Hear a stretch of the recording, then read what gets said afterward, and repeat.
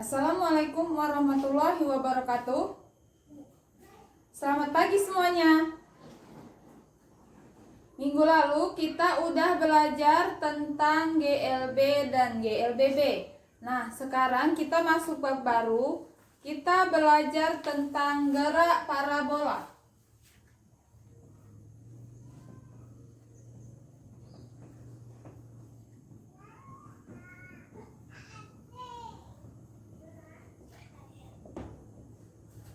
Nah, sebelum belajar tentang gerak parabola, tujuan pembelajaran hari ini yaitu siswa dapat memahami apa itu gerak parabola.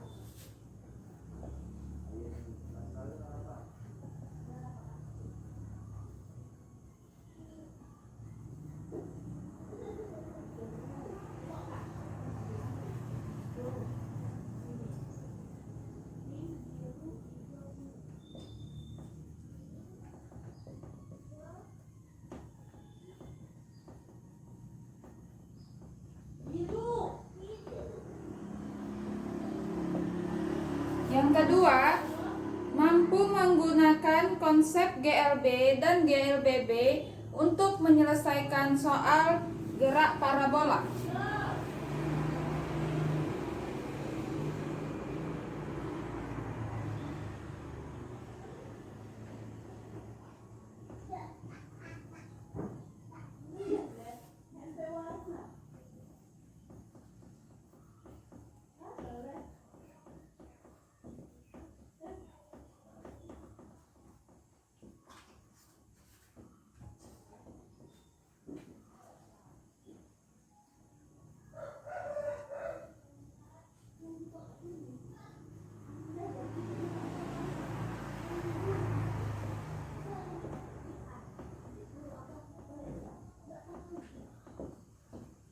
Nah, jadi sebelum belajar, kalian harus tahu tujuan belajar kalian hari ini. Tujuan belajar kalian hari ini yang pertama, kalian dapat memahami apa itu gerak parabola. Yang kedua, kalian mampu menggunakan konsep GLB dan GLBB pada materi minggu lalu untuk menyelesaikan soal gerak parabola. Oke? Nah, setelah itu, syarat untuk belajar hari ini kalian harus memahami apa itu GLB dan GLBB.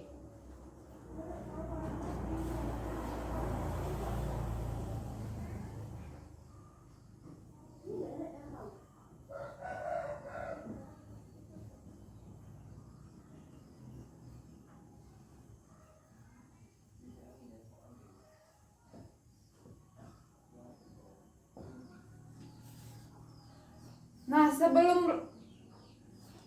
melanjutkan pelajaran hari ini tentang gerak parabola, Ibu mau kalian mereview ulang apa itu GLB dan apa itu GLBB. Setelah itu, kita akan melanjutkan tentang gerak parabola. Siapa yang sudah tahu apa itu gerak parabola? Nah, ini Ibu jelaskan ya.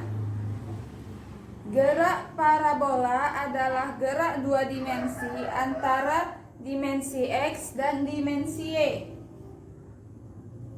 Ibu ulang. Gerak parabola adalah gerak dua dimensi antara dimensi X dan dimensi Y. Kalau dituliskan seperti ini.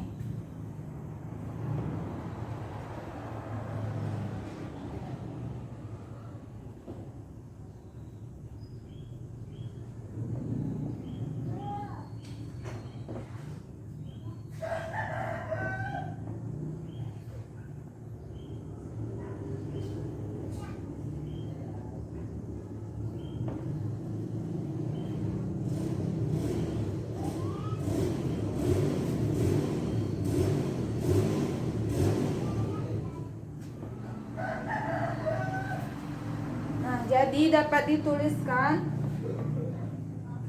parabola sama dengan GLB pada dimensi X ditambah dengan GLBB pada dimensi Y. Parabola sama dengan GLB pada dimensi X dan GLBB pada dimensi Y. Kita lihat gambarnya supaya lebih jelas.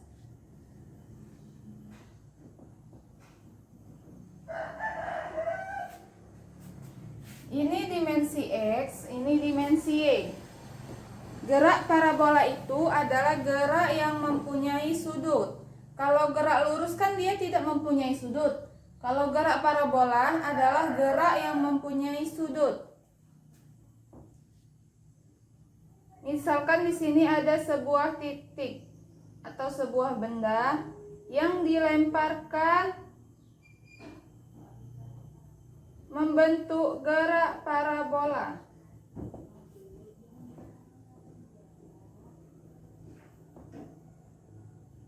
Ini titik pertama terhadap X.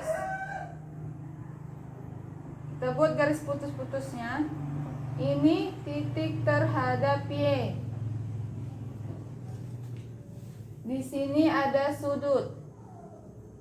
Makanya dikatakan dengan gerak parabola yaitu gerak yang mempunyai sudut. Dia berbeda dengan GLB dan GLBB yang tidak mempunyai sudut. Ini titik rendah pada X, ini titik rendah pada Y, pada sumbu Y. Jika benda dilemparkan mencapai titik tertinggi, yang letaknya kita kira-kira di sini aja.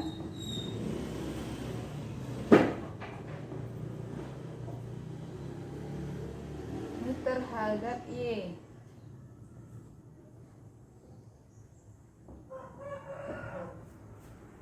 Nah, pada gerak parabola dia mempunyai posisi awal, posisi pada titik tertinggi, dan posisi akhir. Posisi akhir yaitu ketika posisinya akan menyentuh tanah kembali.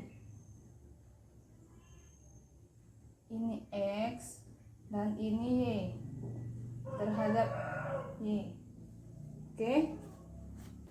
Nah, supaya lebih jelas lagi, Ibu sudah membuat satu gambar penjelasan tentang gerak parabola. Ada sumbu X dan sumbu Y. Kita misalkan contoh gerak parabola itu ketika kita menembakkan sebuah peluru dari titik ke sini, dari titik A, kita anggap ini titik A.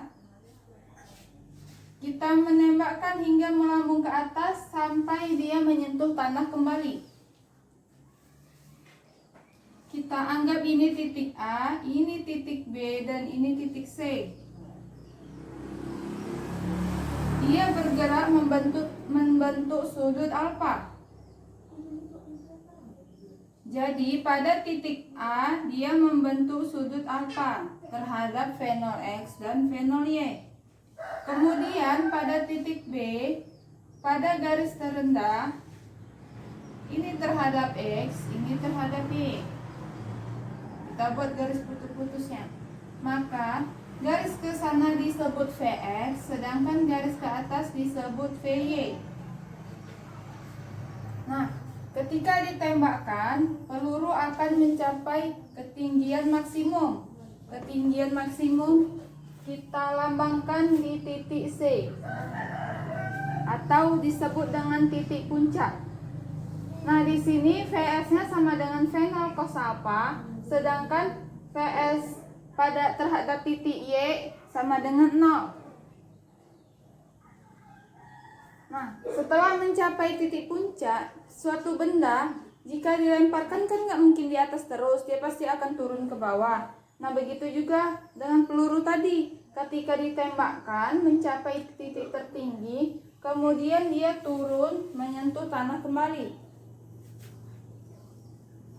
Ini titik ini sama dengan titik ini. Kita buat sini B aksen karena sama. Dia cuman berbeda arah aja, kalau tadi naik sedangkan ini turun.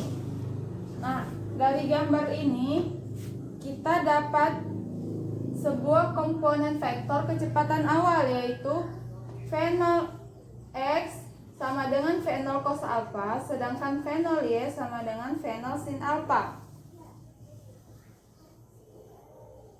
Paham? Kalau misalnya dia dekat dengan sudut, dia dibuat cos, sedangkan dia kalau jauh dari sudut dia dibuat sin. Oke, sampai sini apakah ada yang ingin ditanyakan? Kalian harus paham dulu komponen-komponen vektor ini, komponen-komponen gerak parabola, supaya kedepannya kalian tidak bingung tentang apa yang ibu jelaskan. Coba kalian pindahkan ini ke buku catatan kalian masing-masing sebelum ibu melanjutkan materi selanjutnya.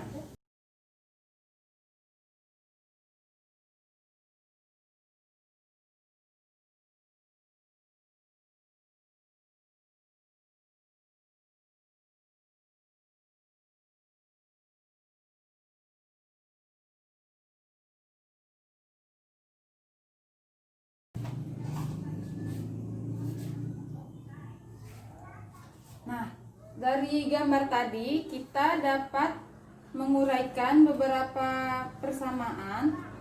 Yang pertama yaitu kecepatan benda setiap saat.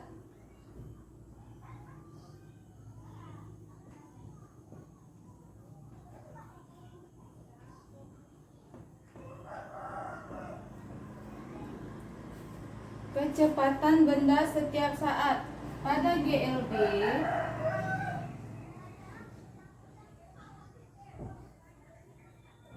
Vx-nya yaitu V0 X sama dengan V0 cos alpha. Nah, pada Vx-nya, Vx sama dengan V0 X, lalu dibuat V0 cos alpha. Setelah itu V0 Y kurang GT. Kenapa di sini GT?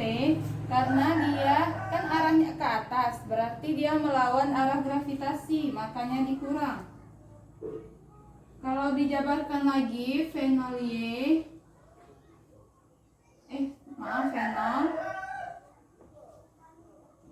sin alpha dikurang GT. Nah, lalu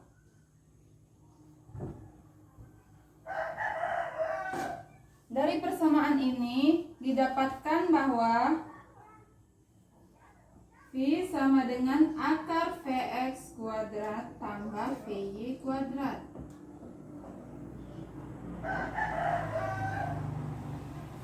Nah, ini persamaan yang pertama. Persamaan yang pertama untuk kecepatan benda setiap saat. Yang kedua, yang pertama, yang kedua, posisi benda setiap saat.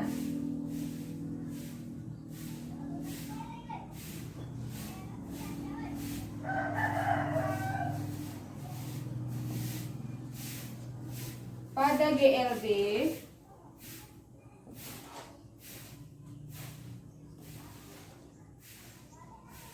X sama dengan V0 Vx dikali T sama dengan V0 xt.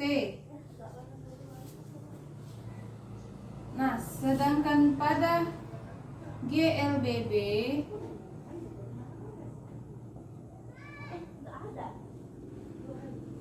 tunggu Y V0 Y kali T dikurang setengah GT kuadrat menjadi V0 sin alpha T dikurang setengah GT kuadrat. Terus untuk perpaduannya kita lambangkan dengan R sama dengan akar X kuadrat ditambah Y kuadrat. Nah, ini dia persamaannya. Sini Ibu jelaskan lagi supaya lebih paham. Untuk kecepatan benda setiap saat pada GLB, Vx sama dengan V0x sama dengan V0 cos alpha. Kenapa tadi cos? Karena dia sumbu X ini dekat dengan sudut.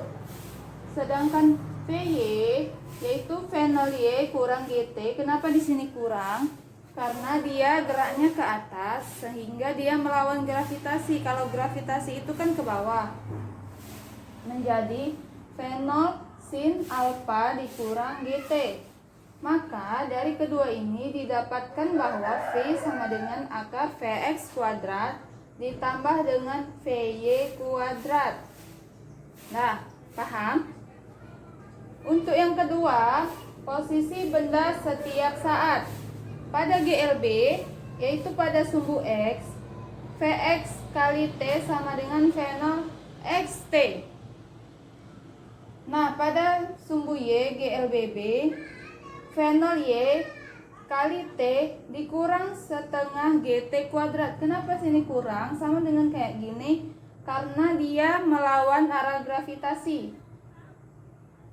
Maka didapatkan perpaduannya R sama dengan akar X kuadrat ditambah Y kuadrat. Oke? Yaitu ketinggian maksimum.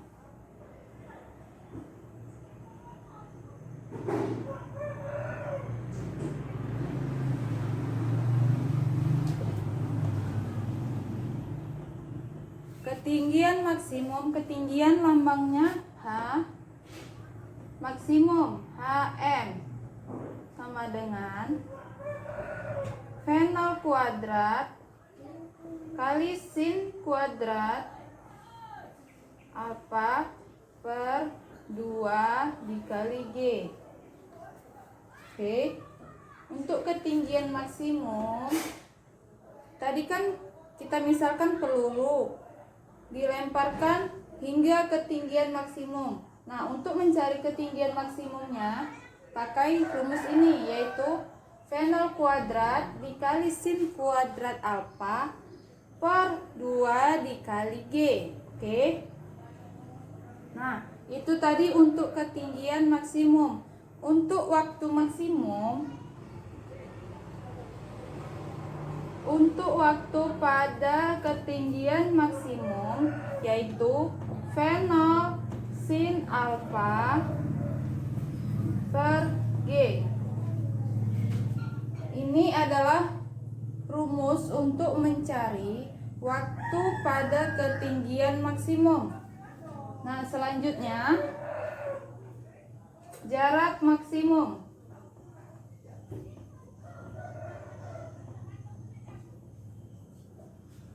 Atau disebut dengan jarak jangkauan. Kita tulis jarak, kita lambangkan dengan X. Kalau jarak maksimum XM sama dengan V0 kuadrat dikali sin 2 alpha per G. Nah, ini jarak maksimum, berarti jarak ketika peluru tersebut udah mencapai tanah kembali. Itu dikatakan jarak maksimum. Dirumuskan dengan V0 kuadrat dikali sin 2 alpha per G. Nah, di jarak maksimum tadi kan punya waktu juga. Dia berbeda dengan waktu pada ketinggian maksimum. Tapi cara mencarinya, kalau misalnya waktu pada ketinggian maksimum udah didapat, kita tinggal kali 2 aja. Berarti T maksimum sama dengan 2 dikali dengan T maksimum pada ketinggian maksimum, yaitu 2 dikali V0 sin alpha per G. Nah, Sampai sini apakah ada pertanyaan? Kalau tidak ada, kita akan lanjut dengan contoh soal.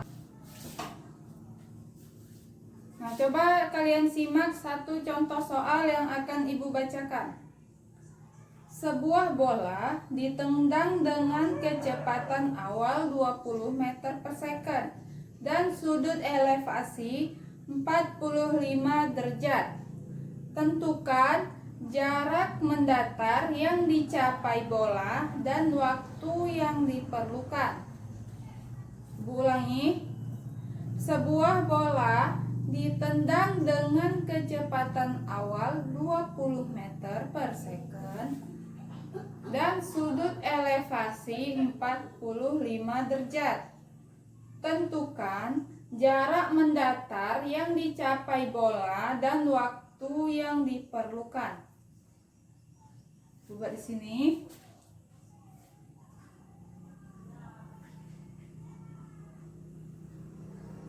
Contoh soal.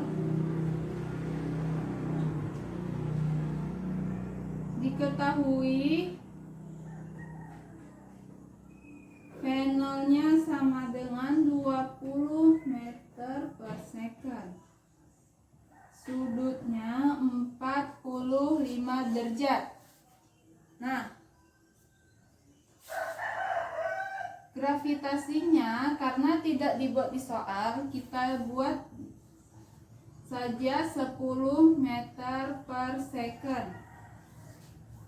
Kalau gravitasi ini cuma 2 ya, kalau nggak 9,8 dia 10. Nah, biar gampang kita pakai yang 10 aja ya. Ditanya yang pertama yaitu jarak maksimum bola. Yang kedua, waktu maksimum bola. Yang ditanya tadi kan tentukan jarak mendatar yang dicapai bola dan waktu yang diperlukan.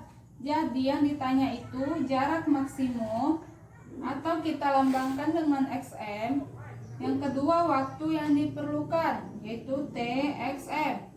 Oke, kita jawab. Tadi kan sudah ada rumusnya masing-masing. Apa rumusnya? Ya, benar. Yaitu XM sama dengan V0 kuadrat sin alpha per G. XM sama dengan V0 kuadrat sin 2 alpha per G. Nah, kalau kayak gini tinggal dimasukkan aja yang udah diketahui tadi. V0-nya berapa? 20 kuadrat sin 2 dikali sin alfanya 45 per 10. 20 kuadrat sama dengan 400. Sin 2 kali 45 berapa? Siapa yang tahu? Ya, benar. Jawabannya adalah 1 per 10. Nah, di atasnya ada 400, di bawahnya ada 10. Sama-sama ada 0, kita hilangkan 1 aja, sama-sama dibagi 10. Maka hasilnya 40 meter. Oke? Yang kedua yang pertama udah dapat, kita lanjut yang kedua. Ini tadi yang pertama, kita lanjut yang kedua yaitu waktu maksimum. Siapa masih ingat rumusnya? Rumusnya yaitu 2 dikali V0 sin alpha per G. Kita tulis yang rapi. 2 V0 sin alpha per G. Ini sama aja kayak tadi. Tinggal dimasukkan apa yang udah diketahui. 2 kita buat 2 V0 Kita buat 20. Sin 45 per 10. 2 dikali 20 sama dengan 40. Sin 45 yaitu setengah akar 2. Setengah akar 2 per 10. Nah, ini tinggal kita bagi aja. Jadi 4 kali setengah akar 2 berapa? 4 dikali setengah sama dengan 2. Jadi jawabannya 2 akar 2 second. Oke? Sampai di sini kalian paham?